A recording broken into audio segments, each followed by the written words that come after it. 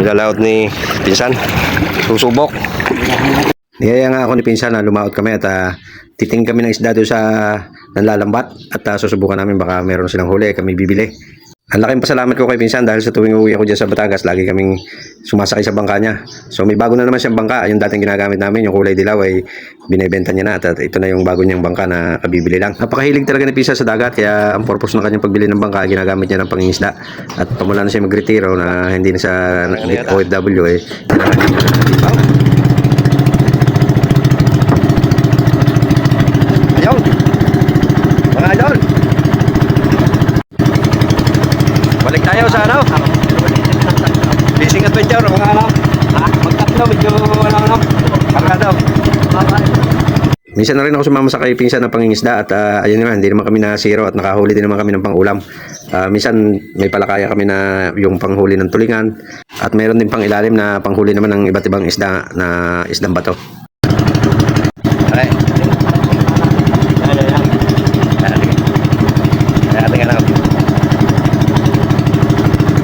Pupunta natin yung ano, yung lalambat ng ano, pakpakan.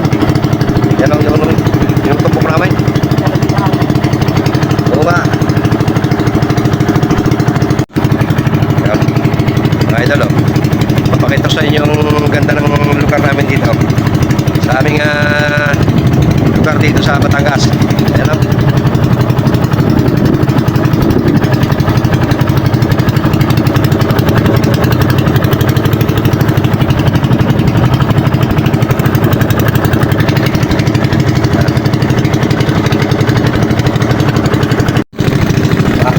Karera daw sa Pinsan.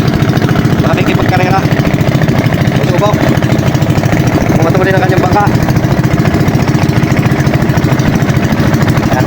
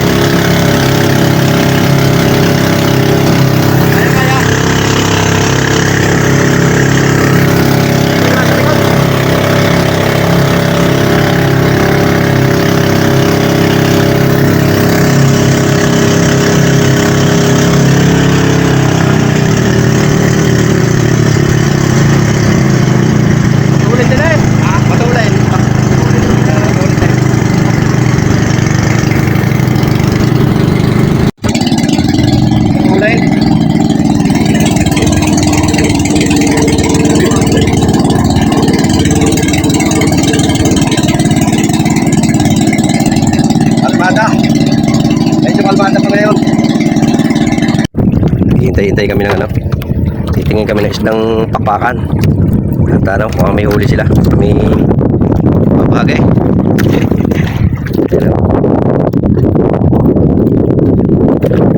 Hindi pa rin kami sa bago na ito, hindi na ito yung dilaw. Yung dilaw kay ang mga kainan, naayos pa naman ang andar. Ayos pa rin. Kaya pa ako nung dahil tinitesting mo minsan ay bagong motor na ito siya.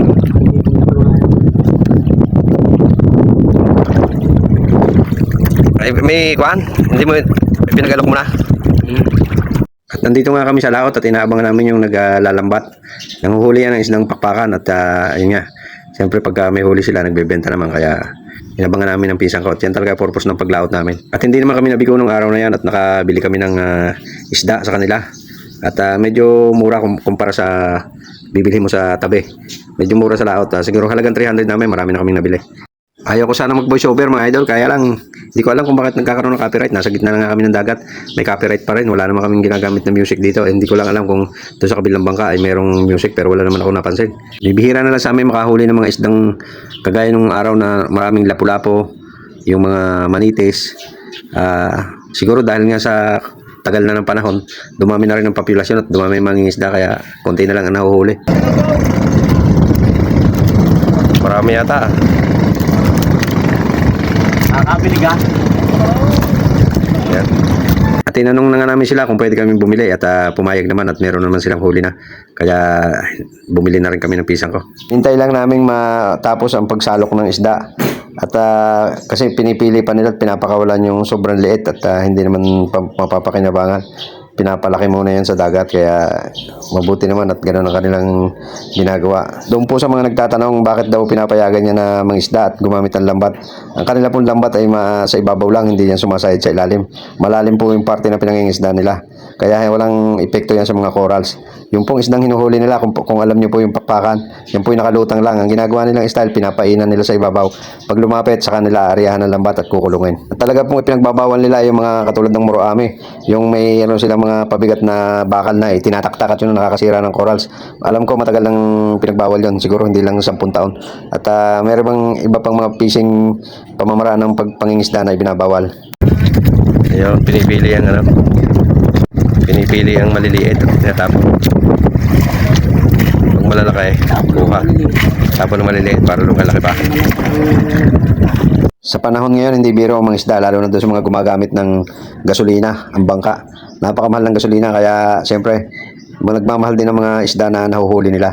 At minsan nga, walang-wala talaga, walang nahuhuli, timing lang din. Kung pag sinuswerte, nakaka-jackpot. Pagka wala, minsan talo pa sila sa pambili ng gasolina.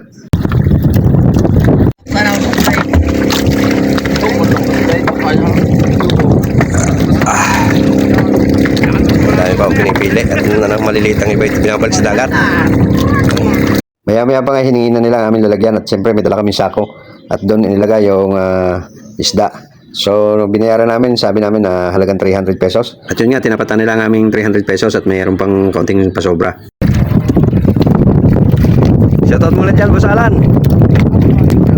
Busy.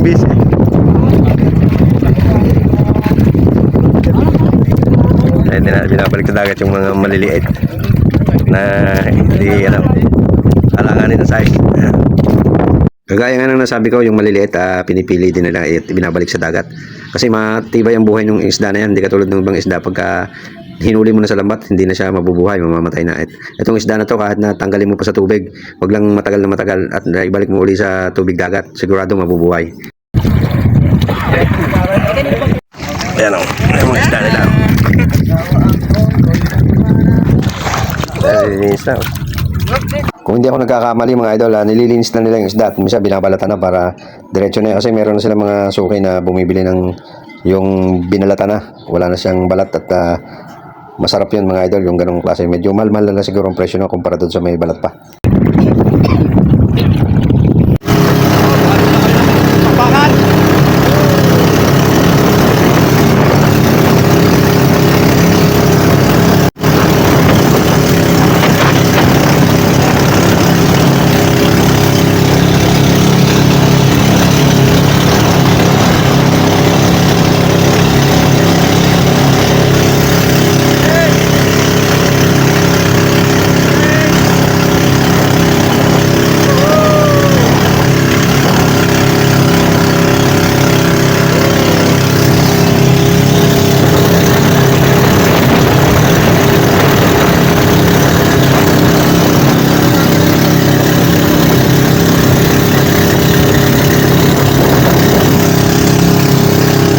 At yan nga mga idol, nag-ihaw tayo ng pakpakan na ating binili sa laot at sariwan-sariwa. Oh, ang sarap niyan mga idol.